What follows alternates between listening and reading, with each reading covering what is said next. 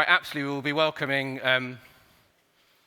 Frederick Royan, who's the Vice President and Global Leader of Sustainability and Circular Economy at Frost Sullivan, and a new dear friend. And he'll be welcoming us to talk about the water crisis, risk, leakage, and AI. Thank you very much.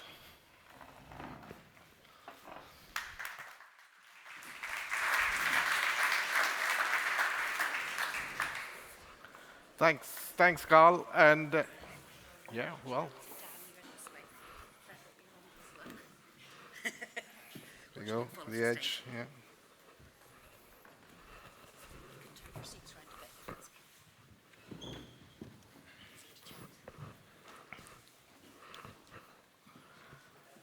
Thanks, everyone, for staying back. It's one of the afternoon sessions. Now, the topic which we have today is the water crisis, leakage, risk, and AI. I'm glad to have on the panel members of each part of the value chain. So that's quite exciting for me when I look at the water sector and to be able to have members from each part of the value chain. So I think we'd like to start with introductions. Dan, a quick introduction of your role and also in the context of AI and what you're doing at Royal Haskoning.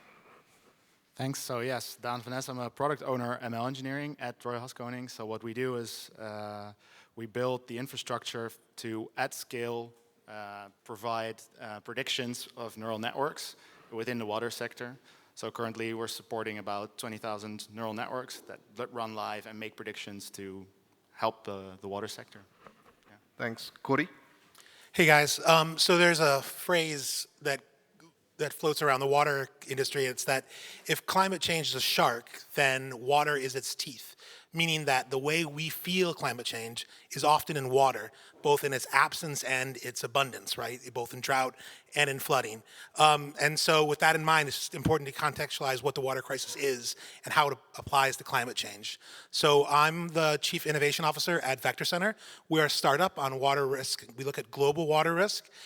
We use AI technology to compare both normal climate models with people's perceptions about water risk and about climate risk, and use machine learning to look at language and how language affects how people talk about those risks. Thanks, Corey. Joke? Good afternoon, I'm Joukje Keuning. I work at Vitens. Vitens is the largest drinking water company in the Netherlands. We have we're growing to 6 million customers. We have 2.5 million connections. And we have about 1,400 employees, and a third of our employees are retiring in the next couple of years, especially the people really operating the system. So within my role as a director of Infra 2025, we are building several tools to help the new generation fulfill their jobs without the knowledge that the elder one has, but with the same confidence that they're making the right decisions. Thanks, Joke. Kako. Hi, yes, I'm Kako, CTO at Candu. So we are doing wastewater intelligence. So by understanding that every thing we as humans do ends up in the water cycle, and we are part of the water cycle, then understanding what are the polluters and sources by deploying AI on IoT units and AI on sensing on each and every point, and then models diffusing that whole graph to really understand what's happening and going on, both on the side of the pollution, but then on community health, really, on the COVID monitoring and really being able to help communities, municipalities, and countries really monitor and help people. Yeah, thanks, Kako. So for the discussion, I wanted to focus on the why. Why is AI needed for the water sector? What are the kind of solutions that we are seeing in the use cases in the water sector? And how can AI solutions really scale up sustainability in the water sector?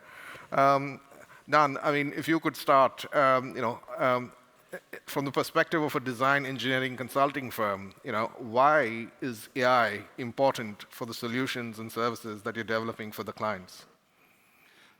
Thanks for that question. Yeah, so as Joukje was saying, many of the operators is an aging population and they are going to retire. So a lot of the human knowledge that is in the working with these systems is going away in to a certain extent. So we need to be able to capture that knowledge in an automated way. And one of the ways you could do that is with AI, because there is so much data out there in the water sector with IoT devices, sensors, but the data is just too much for humans to look at. I mean, I had an example of a client who would every week look at all the data and then weekly make some decisions about operations, but they had no way of regarding all the information at the same time and being able to find minute differences from what normal behavior is. And AI can learn that. And yeah, of course, you have other ways of capturing knowledge in an automated way, but I think the real power of AI is that it can do that in a scalable way. Once you find one way to approach a problem, you can scale it to thousands of sensors, thousands of units, and you don't need to calibrate any model per location. You don't need to do it like in a physics-based model where you need to calibrate it per location. So at some point, you can just let it go out into the real world and have effect at grand scale. So yeah, thanks.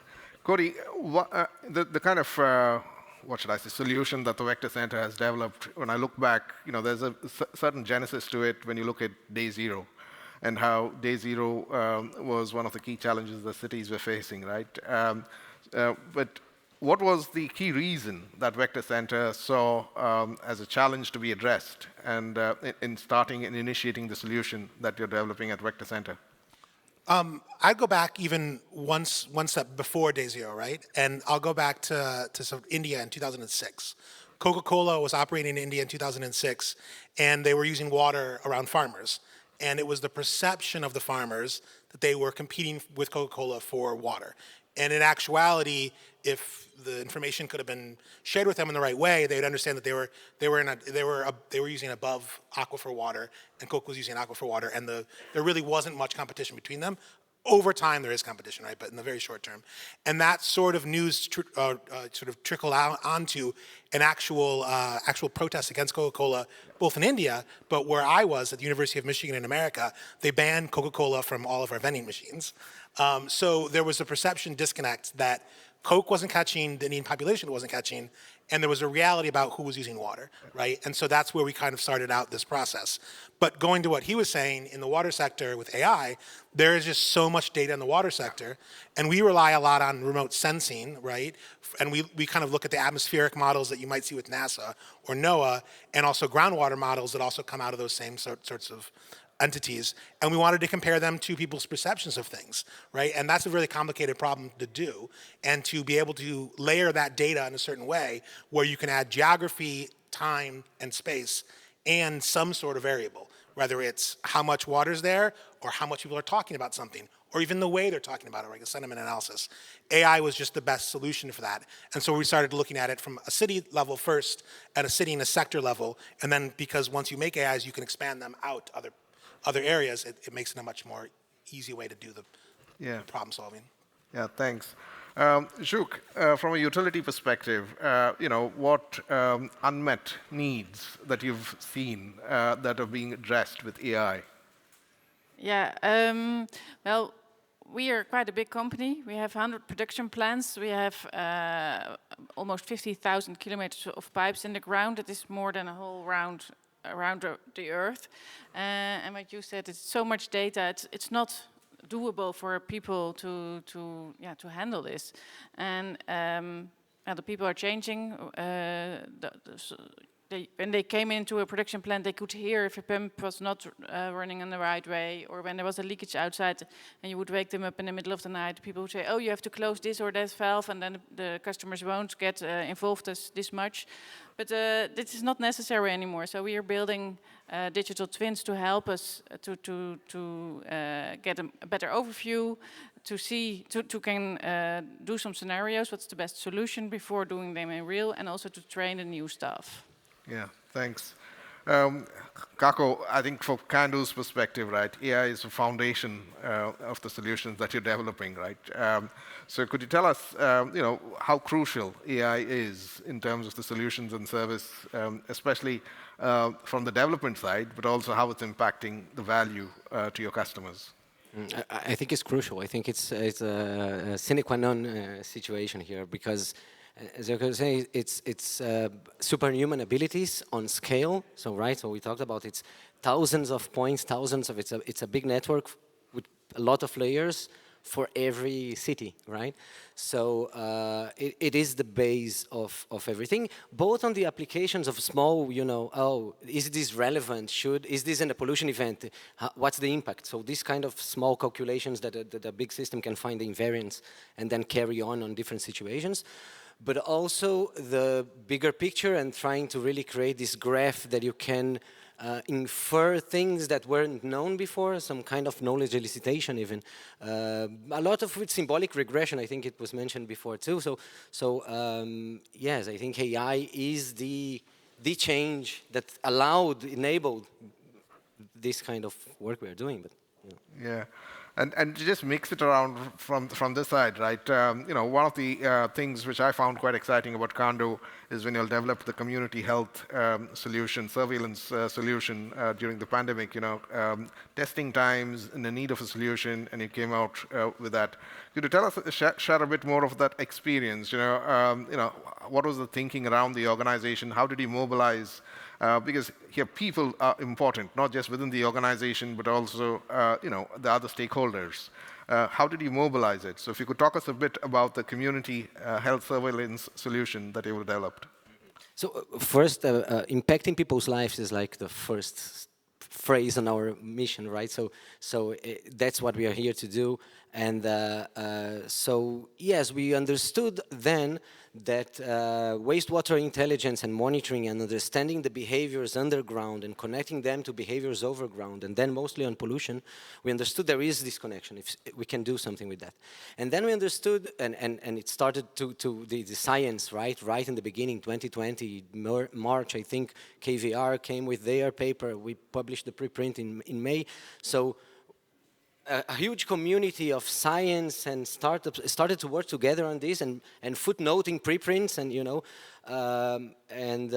we understood then that it's the same, meaning it's the understanding, this mirror image, this digital twin of the wastewater, it's actually a twin of the overground human community, right? Yeah. So there it came, and it's not only COVID. So we can, it's a kind of taking a blood test of a whole community, and then you have this pooling, and you have this higher level understanding of community health, not for prevention, but also for educational programs on eating better or antimicrobial resistance drugs and so on and so forth, right? So. Yeah, and building on that, one of the points, of course, people talk about PFAS. It's a very hot topic in the US, but I think we could expect that going outside as well. It was interesting talking to you. You're seeing a lot of interest in that. Could you talk about, how you're seeing the interest from the customers, but how your solution using AI is able to support this particular challenge? So just for the ones that don't know what PFAS is, perfluor and all the families of the polyfluor and it's microplastics, you hear them sometimes. It's in our bloodstreams, it's everywhere already. It's a big problem. There's a lot of science already showing correlations on COVID severity levels and all kinds of other diseases from this. And it's parts per trillion in a wastewater, which is a complex metric, so you cannot really find it. And then there's this duality on data velocity, specificity, and right, so you can take a sample to the lab and really find it. But you cannot take a sample physically to the lab in a whole network all the time, right? Yeah. So there comes AI to really say, oh, this behavior change from that industrial sector in that point of time highly indicates a problem with PFAS, for example, other things. So this is what the system is all the time trying to do, to attention-based maybe in a higher level, right? And go in. Yeah. Cody, you wanted to say something on that? Yeah, just on the PFAS issue, one of the things we did very early on at Vector Center, and it was for a nonprofit, Circle of Blue, we were partnered with them, was looking at the American perception around PFAS. We knew where PFAS was in this scenario because it was government PFAS. So it's a byproduct of firefighting for jet fuel. So wherever there is a U.S. military base, here in Europe as well, we contaminated your water with PFAS. Anyway, we were able to use AI models to look at conversations around PFAS and say, oh, these cities know their risk, or at least someone's discussing it, but these 20 cities nobody even in the city knows they have a PFAS problem, and that's going to be a problem over time. So that's another way you can use the AI toolkit to see what people don't know, right? Which is sometimes hard to show otherwise. Yeah, thanks. And then you were examining the Twitter. Yeah, we were looking at Tweets, sentiment from multiple perspectives, right? So social media, but then also news, and news sentiment's weird, but news volume is a really good metric. Yeah, I want to pick on that one, Cody, the news sentiment, because when I was looking up the PRE, the Perception Reality Engine, right, it's the three-dimensional element. You have the satellite data, you have the ground data, but then the social data, which I found really interesting, the third dimension, which really brings to the core the value of the solution. Could you tell a bit more about the PRE on how it's aimed at highlighting risks and increasing resilience for cities and the customers? Yeah, so again, the PRE stands for Perception Reality Engine. But what we're really doing on a real basic level is we're looking for multivariable changes, rates of change over time, right? So if the volume of news for the last 5 years, or however far back you went, our model goes back about 3 years, on a specific topic, suddenly starts to change at a rate 1 standard deviation off the norm, or however you set up the system to do it, does that correlate with some other variable moving that we wouldn't necessarily expect it to correlate with, right? So, in a very practical example that you wouldn't necessarily expect, and we didn't expect this, one of the things we looked at was fertilizer, and for some reason people get really upset about the price of fertilizer at Christmas time. And I was like, what? Why would that matter? But apparently people were mad about Christmas tree prices, and somehow they were perceiving that was fertilizer related, right? So we were starting to do that kind of modeling where you're looking for these things, where you're looking for essentially correlations where you wouldn't expect to find them. And AI is really good at doing that. And that's kind of what the Perception Reality Engine does. And then you can mitigate the risks or respond to them beforehand, especially if you can do it over time. So for example, in the Florida region, in August, you'll always get a blue-green algae bloom, and it usually comes a predictable number of days after a rainstorm. Now, if you can start to understand the rain patterns and tell farmers not to fertilize in that week window, then you can prevent an algae bloom, right? So there's the sort of practical applications that way too. Yeah, excellent examples. Dan, coming back to you, I think one of the topics here is leakage. I guess from Royal Haskoning perspective, right, the portfolio of solutions that you guys have, could you highlight, how on the AI side is playing a role in kind of addressing this particular challenge of leakage and delivering value for your customers? Yeah, so when you talk about AI, of course, AI is very broad. Broad, yeah. So we have a suite of products that work in the domain also of leakage detection, and it's for decades it's already using data-driven methods. So we are in that space for a long time, but we are trying to also invent new ways of improving the existing methods. And one of the cases is trying to incorporate weather information into the expected water pressures and water consumption levels, because people try to use more water if it's dry for a while. So we try to improve the algorithms using AI. But by far the biggest case where we are using AI is more in the sewer level, where you could call it spill, but it's leakage, but it's actually spilling of sewer water into the natural environment, the surface water. Because with all the sensors in the sewer, we can detect whenever the water is slightly higher than a normal, given all the circumstances, given the weather, given the time of day, we can detect it slightly higher than usual. And then combining that with a future prediction to predict tomorrow, we can say tomorrow there's going to be a lot of rain, so it's likely to spill into the natural environment. And today the level is already elevated, so we can find some blockage. So if the intervention team would go out today to clean the sewer, the risk of spilling tomorrow is reduced. And with that, one of our clients that we do this for, they went from a 0% proactive rate to 55% proactive. So they can now, I think they did in 1 year 1,600 site visits because of the alarms that were raised by our system. So they actually go out, they clean the sewer, and then a spill is prevented. Yeah, very interesting use cases. Yeah, Yeah, because in the drinking water department, what you also do within the OP here, the Aqua Suite, and we are building some sort of the same thing, is burst alert. So when you know there's a leakage, you can, with AI, you can calculate several probabilities where the leakage could be, and then when you have some pressure sensors in the network, you know much faster where the leakage exactly is, and you can shorten the time to repair. Yeah. Thanks for sharing that. And coming to you, Juk, leakage, I guess, is not a big challenge for Vitens. You don't waste a lot of water and leakage, which is good. Congratulations on that, compared to the UK water utilities. So good on that. But as you said, the priority is slightly different. It's on risks, right? And how you're using digital and trying to look at that. Yeah, and this is also the risk to be able to deliver the water to the customers in the same way we do now, or a couple of years ago when the retirement was not started already.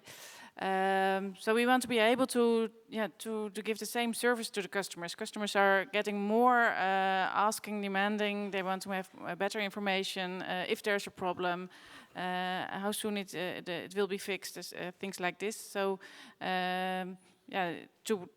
it's a risk to be able to do our job, and this is the main reason to build these digital twins, to use AI. Yeah. And of course there are other benefits when you operate the system better. You can save energy, we can save some chemicals. Of course there are other benefits, but that is not the main reason why we do this. Yeah. I mean, one of the things which has been in the news is, of course, the drought that Europe is currently through.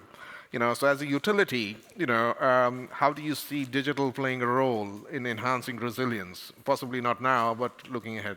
Yeah.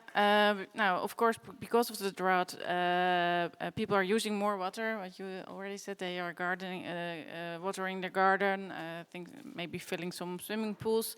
So with AI, we can predict much better how much water will be used, and also to operate our system with reservoirs better. So we have enough water at the right time. Yeah.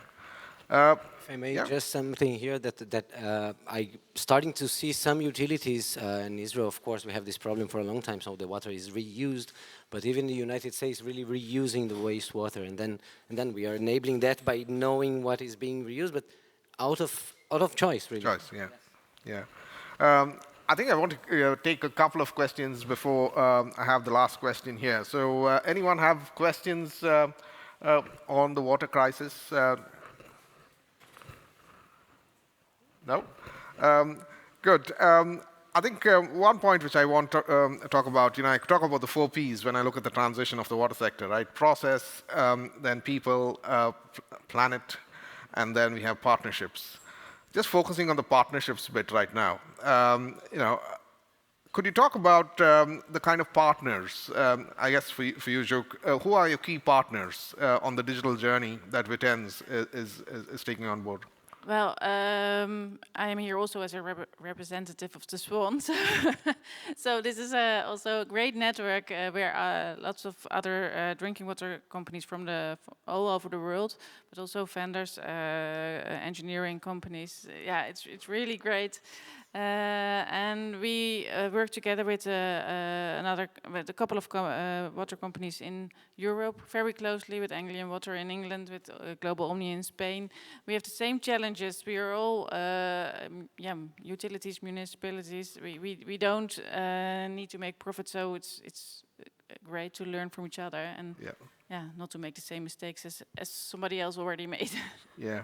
Cody, on your side, you'll have had some key partners in the journey of developing the PRE. Could you tell, both the key partners and their contribution to the solution? Yeah, on one end, because we were a startup, we built our infrastructure on Azure and part of Microsoft's startup program. So we were we were brought into that, and that was a huge partnership just from the infrastructure perspective of building the AI, right? But as everyone's been talking about, we talk and work a lot with NASA, and we talk to them on the phone about what consumers want of their data.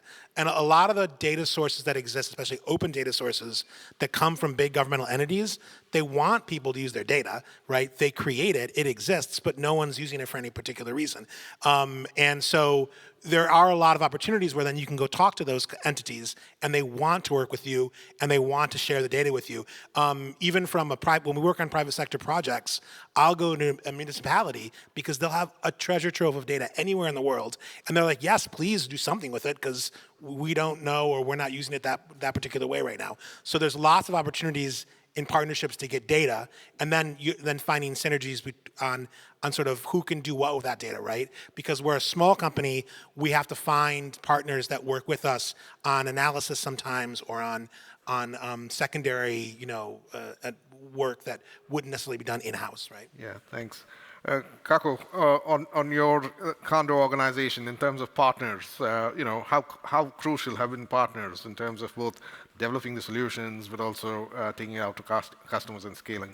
So first we call the utilities not customers, but partners. Yeah. Yes, and it really is like that because it's their system that they know for ages, and it's their people. So a lot of what we do is also trying to tell them or show them how things could be made differently, and by having access to technology and different point of views, it is something that always works well.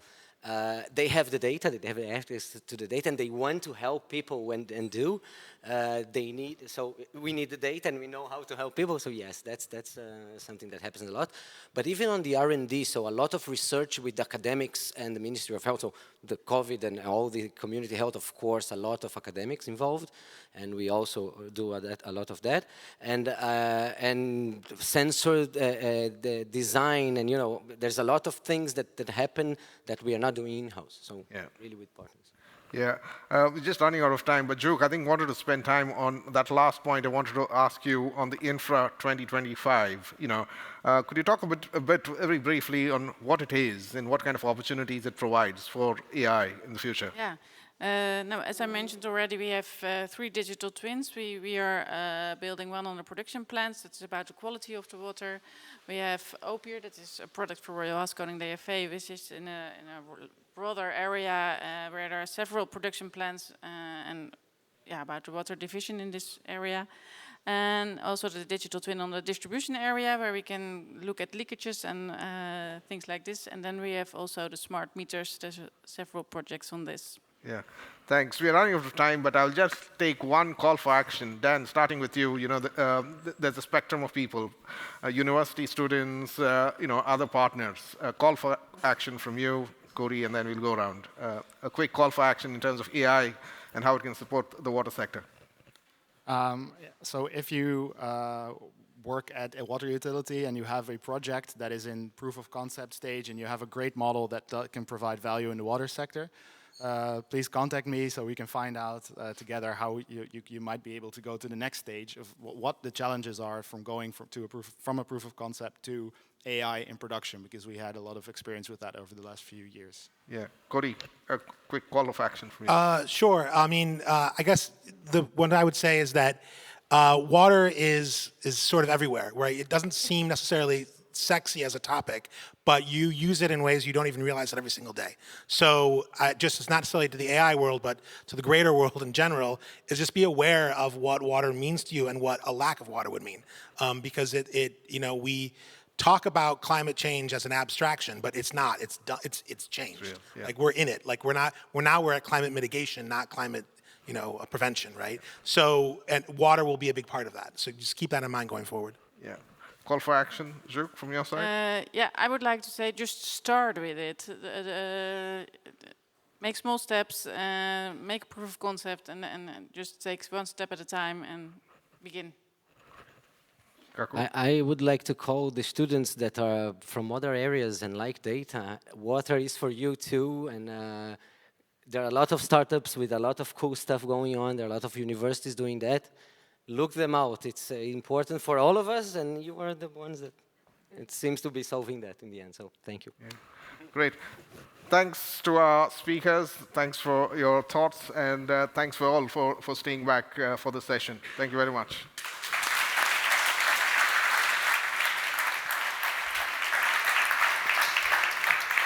Thank you, everyone. So we now would love to welcome you to. Oh, hi, hello, hi. Nice to meet you. Hi. Better get on stage. Oh, you're almost going. I'd love to welcome you to join the headliners at the main stage there. You're welcome if you're thinking about sustainability and you're like, what is this? How do I do this? How does that work? You're welcome to connect with me on LinkedIn. I'm happy to help to support you, and I'm sure all the other speakers that were available today would also welcome you to reach out as well. Thank you.